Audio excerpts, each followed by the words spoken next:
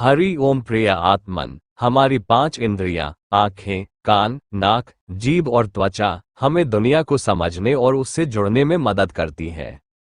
हम जो कुछ भी देखते, सुनते, सूंघते, चखते और छूते हैं, वो सब हमारी इंद्रियों के कारण ही संभव होता है। लेकिन क्या आपने कभी सोचा है कि ये इंद्रियां काम कैसे करती हैं और उनके पीछे कौन से रहस्य छिपे हैं, और इनका मन के साथ क्या संबंध होता है, तथा इन्हें कैसे नियंत्रित किया जा सकता है? ये इंद्रिय इस शरीर रूपी रथ के वे घोड़े हैं, जो चाहे तो मनुष्य को उसके लक्ष्य तक पहुंचा दे या उसे बीच रास्ते में ही किसी दलदल में गिरा दे। आज के इस वीडियो में हम इन्हीं सवालों के जवाब खोजेंगे और इंद्रियों के अद्भुत रहस्य समझेंगे। आप वीडियो में बने रहिएगा, यह वीडियो आपके जीवन को एक सही दिशा देने में सक्षम होगी। प्रिय आत्मन, हमारी इंद्रियां हमें दुनिया को महसूस करने, समझने और उससे जुड़ने में मदद करती है। बिना इन इंद्रियों के हमारा जीवन अधूरा होता है। आंखें हमें रंग और रोशनी दिखाती हैं, कान हमें ध्वनि सुनने में मदद करते हैं, नाक हमें गंधों का परिचय कराती है, जीभ हमें स्वाद का आनंद देती है और त्वचा हमें दुनिया को छूकर महसूस करने का अवसर देती है। अगर हमें अपनी इंद्रियों की ये विशेषताएं समझ में आ जाए, तो हम अपने जीवन को और भी अच्छे से महसूस कर सकते हैं।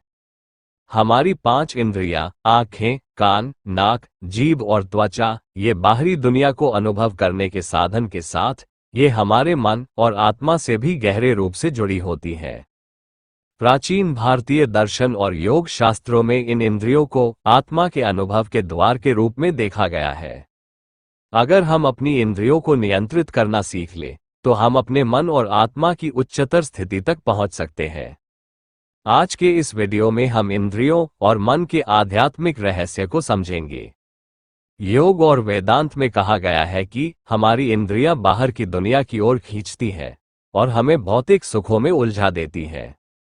हमारी इंद्रियां जो कुछ भी अनुभव करती हैं, वे उसे मन तक पहुंचाती है और मन उन अनुभवों पर प्रतिक्रिया देता है। जब हमारा मन इंद्रियों के नियंत्रण में होता है, तो हम भौतिक इच्छाओं में उलझ जाते हैं। लेकिन जब हम अपने मन को नियंत्रित कर लेते हैं, तो हम इंद्रियों के बंधन से मुक्त होकर आध्यात्मिक ऊंचाइयों तक पहुंच सकते हैं। श्रीमद् भगवद गीता में भगवान श्री कृष्ण ने भी कहा है कि जिस व्यक्ति का मन इंद्रियों के पीछे भागता है, उसकी बुद्धि उसी तरह भटक जाती है जैसे हवा के झोंकों से नाव बहक जाती है। इसका अर्थ यह है कि अगर हम इंद्रियों के नियंत्रण में रहते हैं, तो हमारा मन स्थिर नहीं रह पाता और हम भौतिक संसार में उलझे रहते हैं। लेकिन अगर हम अपने मन को विवेकवान बना ले, तो इंद्रियां भी संयमित हो जाती हैं। और अगर मन संयमित रहेगा, तो ईश्वर का महाप्रसाद वास्तविक सुख और शांति प्राप्त होता है। हमारी इंद्रिय अगर छुट्टल घोड़े हैं, तो मन उनका सारथी है। अगर सारथी विवेकवान और बुद्धिमान हो, तो घोड़ों और रथ को अपनी मनचाही मंजिल तक पहुंचा देता है। इसके विपरीत अगर सारथी घोड़ों को उनके अनुसार चलने दिया, तो किसी लक्ष्य तक कभी भी पहुंच पाना असंभव होगा। मन अगर इंद्रियों के साथ मिल गया, इंद्रियों को उनके विषयों की तरफ जाने की छूट दे दी, तो भटकाव के सिवाय और कुछ भी नहीं मिलेगा। याद रहे कि इस रथ में 5 घोड़े हैं और पांचों की पसंद अलग अलग है। एक घोड़ा नयन सुख की तरफ जाएगा, तो दूसरा स्वाद सुख की तरफ, तो तीसरा स्पर्श सुख की तरफ, तो चौथा गंध की तरफ।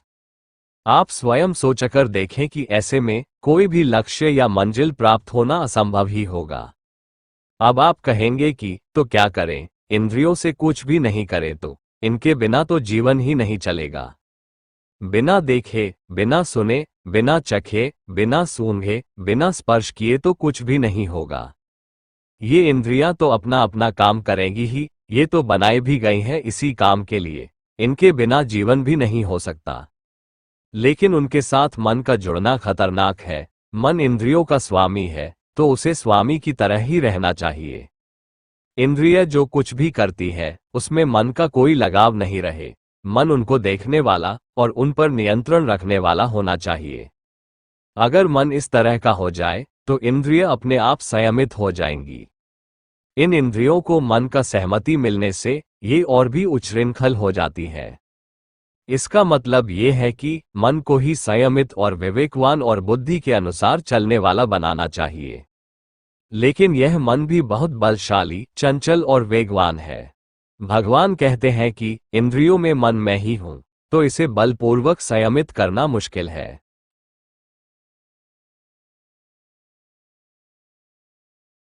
आपने कई बार देखा होगा कि किसी बच्चे को जिस काम को न करने के लिए कहते हैं, वो उसी को करने के लिए और अधिक व्याकुल हो जाता है।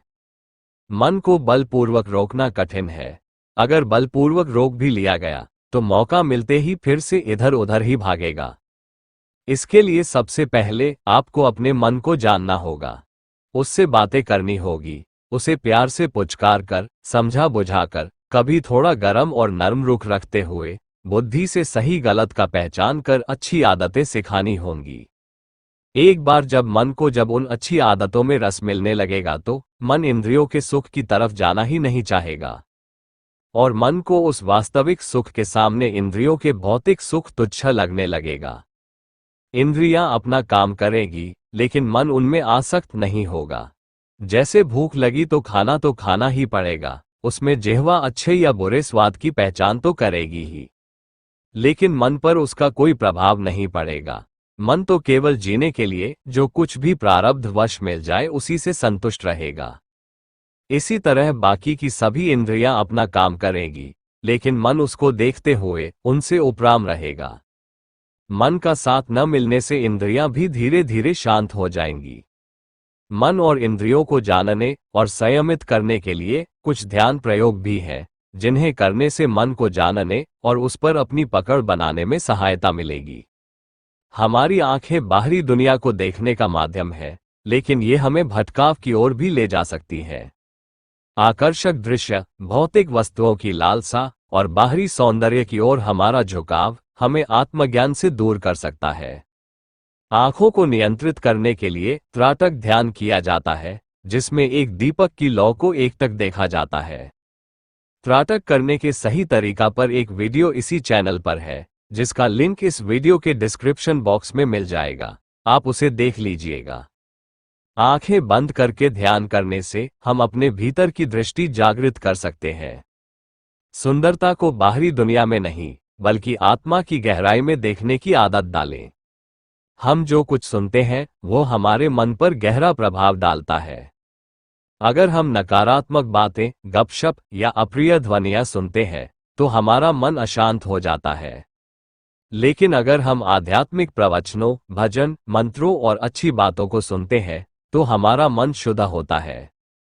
इसके लिए मौन व्रत अपनाना चाहिए, जिससे हम अपनी मानसिक ऊर्जा को बचा सकें।